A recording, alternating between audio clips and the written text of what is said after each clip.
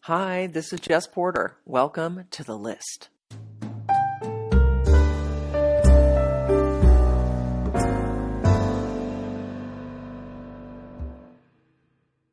So I'm talking to John Radke, March 22nd. You are in Portland, Maine, John, correct? That is correct. I'm currently sunny Portland, Maine. Oh, lovely. So, John, you're a friend of mine who I go to often when I need to talk politics or history or even psychology. You're a teacher, an administrator, a vice principal at a high school, and I just feel like you know a lot. Now, having introduced you in that vein, in that manner. No pressure, Jeff. Yeah, no pressure. I just want to get your impression on the world having slammed to a halt in the last 10 days. Like, tell me your experience of what's been happening. It's been surreal. I mean, we had to convert the school that I teach at to completely online in 3 days, which we were able to do, which is great. I think, as I walk around the city here, the streets are deserted of vehicles, but people are out walking and talking and sort of taking the fresh air. So, but it's very surreal. I mean, I've had to ration the news that I watch simply because it's, you can get anxious just waiting for the next update. Right. The truth is, if you do it twice a day, you're going to find out what you need to know. That said, I've also noticed a tremendous amount of people just being nice to each other, which is nice. I mean, and Maine's a place, nice thing about Maine is you tell people to stand 6 feet apart, they're going, that's awful close, don't you think? We're kind of a very introverted state, so that's not a big stretch for us. But it's also a state that, because there's so few people here, we do take care of our neighbors, regardless of, whether we agree with them or not. So, that's a nice thing to see elevated at this point. That's a lovely thing. I mean, I think scratch the surface of the average person, and you're going to find a good person. I know that we have our outliers like psychopaths and stuff, and they exist. But for the most part, I think people are good. I mean, I would agree. As I've, gone through life, I've found far more people who are kind and willing to be helpful than not. As a student of history, have you paid much attention to the pandemic of 1918? Is that something you ever studied or looked at in detail? Oh, wow. Yeah, absolutely. So were you ever thinking like, oh, maybe we're due for a pandemic? Like, has this been on your radar? Well, what I would say is about every century there's something that, knocks the hubris out of humankind. And I think, this may be that event. That said, it holds no comparison to the lethality of the 1918 epidemic or any of the various plague epidemics that ripped through Europe, in the 1600s, 1700s, 1500s. Those were, you're talking mortality rates there of 30%. Wow. So, this is a huge deal, and I'm not minimizing it at all. It's a huge deal because it sort of pulls the pants off this modern society that we think we have. In fact, it's revealing the fact that we have a healthcare industry, not a healthcare system in the United States that is completely incapable of meeting the public health needs of this country, simply because profit maximization has been the rule for the past 40 years, or actually since 1974, when Richard Nixon made it possible to make money in health insurance. So, ever since then, this is the logical conclusion of where we started. It's gonna be ugly, and because we built a system based on profit maximization as opposed to helping people be healthy. I mean, I agree with you. The healthcare system is not prepared for this at all. But aren't there other factors, because we're 100 years later, that work for us in this situation as well? I mean, people always say, well, in 1918, people weren't traveling globally, we were on planes all day, every day, and that's very true. But at the same time, we also didn't have the education, didn't have the internet, didn't have the ability to communicate so quickly, to like slam down entire states overnight. Okay, so agreed. But here's the other piece. We know what we need to do. We don't have the resources to do it. That's the great tragedy, right? We understand that in order to do, to manage pandemics, you need to have, nearly universal testing. We don't have that. We know that you need to have huge surge capacity in your healthcare system. We don't have that. And those are choices, Jess. Those are not accidents of history. Those are choices we have made. Back in the 18 influenza epidemic, they rapidly, they set up tents outside. They were demobilizing from World War I, so they had the ability to at least house people or house victims of the flu. We don't have that now. I mean, right here in Portland, Maine, we have two hospitals, right? We have Maine General, which became Maine Medical Center, and we have Mercy Hospital. And Mercy Hospital started with that influenza epidemic because they stopped letting the Catholics into Maine General back in the day. Are you serious? Oh, yeah, that's exactly why. So the Sisters of Mercy set up Mercy Hospital. Now, they didn't see it coming. We saw this one coming, and we didn't react. And we knew that we had to be ready for surge capacity on a pandemic, and we weren't prepared. And those are political choices. Those are economic choices. Those are folks hiding their head in the sand, hoping that in the next, 12 months, the head of Blue Cross will get his, $10 million bonus, as opposed to creating, a stockpile of, essentially MASH units to handle people who need to be cared for in the case of a major epidemic. Wow. I'm surprised the nuns didn't call themselves the Sisters of Resentment and Bitterness. Well, they're nuns. They're remarkable that way. I mean, for me, it's like, of course, the truth is, throughout all of human history, wherever you look, plague and famine are constants, and that's just it's the balancing power of nature. Now, what do you see coming? The answer is I really don't know. I mean, I take heart in the fact that most viruses over time mutate to be less virulent. So, and certainly in the summer, we should see a bit of a respite here in the Northern Hemisphere from the impact of this thing, but that doesn't mean it's gone away.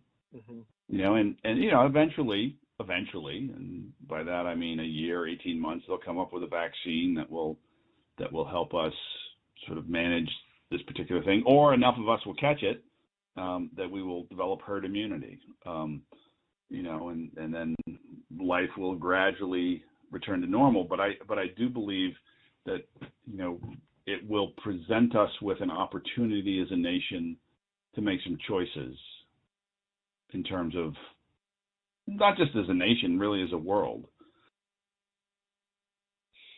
Let's hope.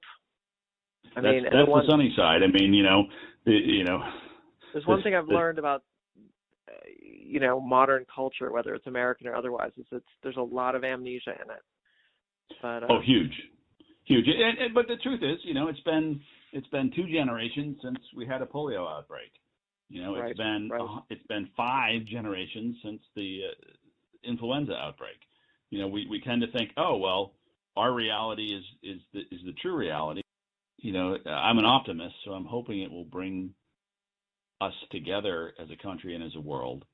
But nonetheless, there's a great deal of sadness and pain, which we will be looking at, I'm afraid, sooner rather than later.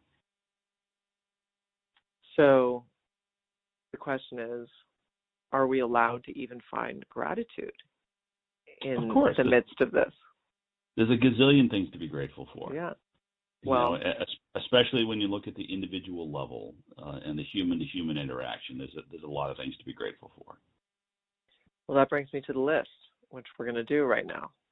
Okay. We're going to go back and forth, 25 things each. I'll keep count. Okay. And it just has to be something that you're genuinely grateful for, even if it's like stupid and little. Doesn't matter. Doesn't matter. All so right. I'll start. The heater in my bedroom. My health. My health. A wife who I am deeply devoted to and who I love. That's so good. That's so awesome. I know your wife, and I love her too. So I'm going to piggyback a second time and say I'm grateful for your wife. I'm also grateful for my children, though they drive me nuts, and I'm grateful they're under my roof and safe right now. Mm-hmm. Yeah. I'm grateful for my nieces and nephew. I'm grateful that I have a huge community of friends, including you, Jess Porter, who lift me up in many, many ways. Laughter. A really good joke. I love a really good joke. I didn't know that. The fact that I'm now a regular at the Comedy Store on Friday nights in the original room, that just makes me ridiculously happy. So I have to say, I'm not proud of this one, but I'm grateful for YouTube. Because last night I watched this hilarious clip of Richard Pryor and Robin Williams at the Comedy Store.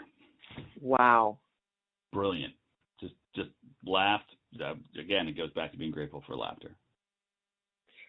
I'm really grateful. Last time I was at the Comedy Store, the producer took me and a few of the other comics back into the bar, which is in the bowels of the Comedy Store. It's not for the public. And I thought in that room, I was like, everybody's been in this room. Everybody has been in this room and on the stage of the original room. It's just, I mean, it's a bit like star fuckery of me, but it's like comedy, man. It's like the vortex of comedy. Makes me very happy. Cool. Very cool. I'm grateful that I was raised and deeply in my bones feel a connection to a faith community. I'm grateful that I wasn't, because when I did stumble upon spirituality, it was tabula rasa. You know, I just went with my instincts. And so, yeah, I'm grateful that I wasn't, which is in no way trying to make yours undo yours, you know? Not at all. I mean, and I guess for me, what I'm grateful for is it's given me a language to articulate that which is greater than myself. Yes. Hearing that little ding, ding, ding, I'm grateful for my iPhone. And me as well. Good. I'm grateful for my bed. I'm grateful for memory foam. It has been a revolution. Interesting. The game-changing memory foam. Yeah. I'm grateful for the house that I live in. It's really sort of indoor-outdoor, so I feel this Southern California kind of, am I inside or outside? I love that. And I'm grateful that I live and look out my window right now and see the Atlantic Ocean. Nice. I'm grateful for my mom. It'll be the 12th anniversary of her death coming up, but what a good woman. What a great mom. I lucked out in the mom department. Yes, I remember her. I only met her twice, I believe. But, yes. Good lady. Yeah. I'm grateful that I get to spend my days with teenagers. Huh. I don't think that sentence ever been uttered by anyone ever. No, just kidding. That's great. Not my own, other people's. Yeah. They're wonderful when they're not yours. Yeah. I'm grateful that my dad at 83, he goes, something will be happening, or we're all like having dinner or something, and he goes, "Isn't this terrific? This is terrific." And I'm just thinking, like, it would be so easy at 83 to not feel optimistic or positive. I mean, even biologically starting to shut down a little, to get rigid, it'd just be easy not to be appreciative. And he is. And I'm just stunningly grateful for that, because he's a model to me to stay positive, not just an idea. He's like, my whole subconscious mind is aiming at his. Yep. I'm grateful for my dad's appreciation. Well, I am certainly grateful for my parents. I spent about 5 minutes this afternoon, and they figured out how to do a Zoom call with me and all their grandkids, and that was it's like, yay, they're still in the game, including my mother, who's a little whifty these days, as I say, at 83. Yeah. Grateful for my stepmother, because I call her evil, and she signs her emails like XX Evil, which I love. Oh, nice. Evil stepmother. You've kind of worked it out over the years. Yeah, no, it was never a difficult relationship, but it just gets better and better. Yeah. I am grateful that when I was in my early 20s, somebody taught me how to sail, and that's opened me up to a life of being out on the infinite expanses of the ocean, which is always humbling and a place where I can encounter, some real truth about what matters. Wow. Tennis. I've been playing tennis for the last few years. Excellent. I'm grateful I got a chance to play football. I hate to say it, it's nothing better than cleaning somebody's clock. It's so cathartic. I don't know how many times in the past year I've been like, I wish I could strap the pads on, which would be a hysterical sight, and just like go out and like knock somebody's head off on the football field. Fantastic. That's the most like guy thing I think you've ever. I know. I try not to be too a guy thing, but I love it. It's fun to hit people. That's so good. Yoga. I see your football and raise you a yoga. Well, I am grateful that somebody actually taught me how to stretch, because it makes up for all those years of football. Mm-hmm. So yes, I'm grateful that I'm learning to try and take care of my aging body. Football brings me to Levi Stadium in Santa Rosa, where my cousins took me to the Rolling Stones concert last summer. I was insanely grateful for that. It was such a great show. Very good. I am grateful for music. That has been something I have been able to enjoy my entire life, and still do enjoy making it, enjoy listening to it. I'm just deeply grateful for the fact that it exists. Grateful for my cousins who took me to the Rolling Stones concert. They're lovely people, and they have a little place in Gilroy, and they have chickens, and I just go there and connect with them and with nature. It's pretty cool. I'm grateful for my parents' place up in the Western Mountains of Maine, because that's a similar place. You've been there. Yeah. Where you can just sort of, back in the days when we had chickens up there, where you just sort of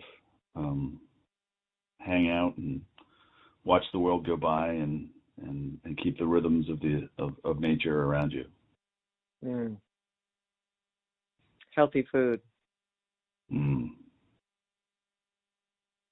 Great sex. It's a good one. No one said that yet. One of those that makes you understand, what it's like to be connected to others in the universe, and sort of the whole spiritual side of it. Yeah. And it's just a lot of fun. Gavin Newsom. I'll take your Gavin Newsom and up you Janet Mills. We had here in Maine, we suffered under 8 years of Paul LePage, who was a friggin' horse's ass. And Janet Mills is now in charge as governor, and she's just transformed the state in a year and a half. Wow. I want to have a whole separate phone call about that. That's fantastic. Yeah, it's really somebody who's just incredibly competent and not a jerk. It's amazing how that can transform a state. all the really great authors that I've worked with. Like I write with people, and the women that I've written books with, I'm really grateful for them.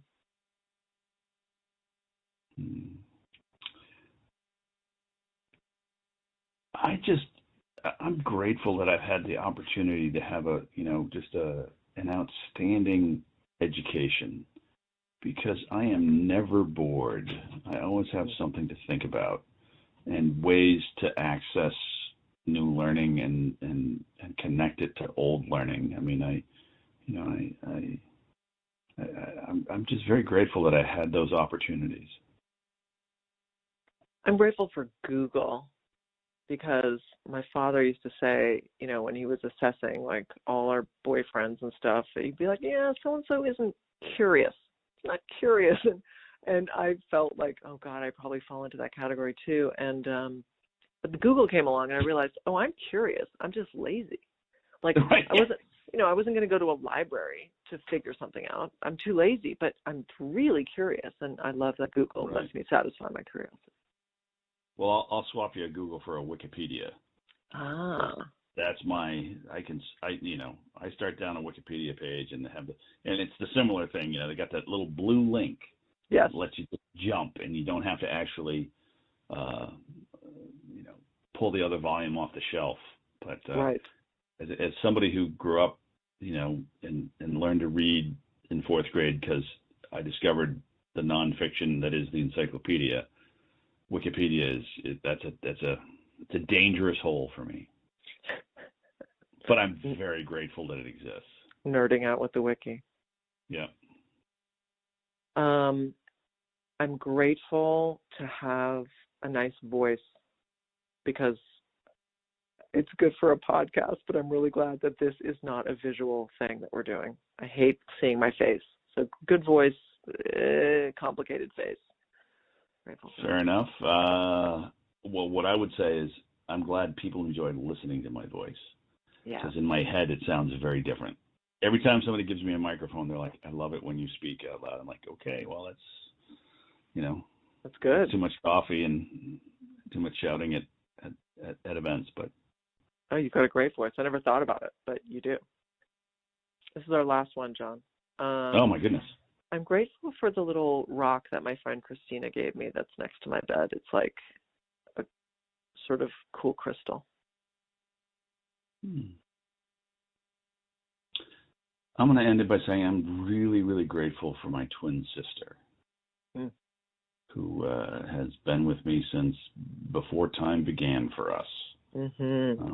And so, I haven't always had her in my life. She spent some time dealing with her own stuff, and life got complicated for her. But I am deeply grateful that she is back in my world, and we can not have to say the things that we just understand. Wow. And that's a powerful connection. So I'm deeply grateful for Kate. Wow. So how do you feel after doing the list? I feel very grateful. Yeah, it's a great feeling. And yeah, it is. In my previous sort of humbugness has lifted. Well, that's part so of why I'm doing grateful this. to you, Jess, for helping me lift my humbug. Thank you very much. And I am very grateful for you. And that's the whole point of this, is that we have a choice between humbug and grateful. That's true. I say to people, like, don't sit around and wait for something to make you grateful. You actively cultivate it. And then you start to get grateful for more things.